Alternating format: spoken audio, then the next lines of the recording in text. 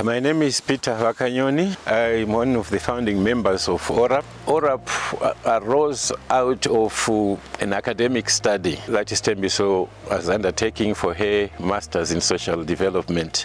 When that study was done, it was around 1979 and the storm was gathering towards the achievement of independence in Zimbabwe. And it was very clear that those ideas needed, if possible, to be expressed in institutional form in the new state so that there would be a way of putting the ideas into practice. We're talking about 1979, but ORAP itself eventually was registered in 1981 as a welfare organization.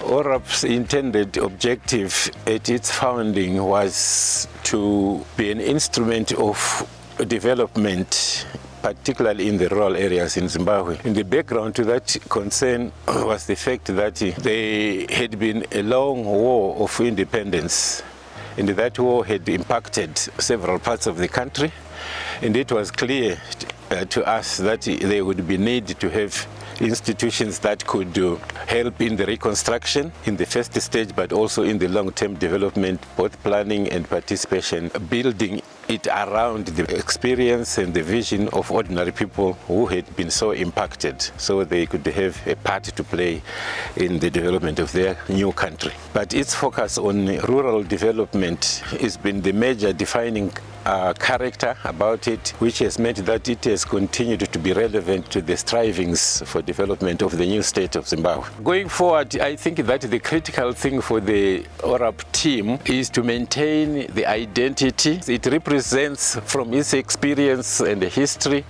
those elements of working with ordinary people in society that is not to be found in the big bureaucratic international organizations or even government. And I'm delighted to this stage to congratulate ORAP on its attaining 40 years of existence in Zimbabwe.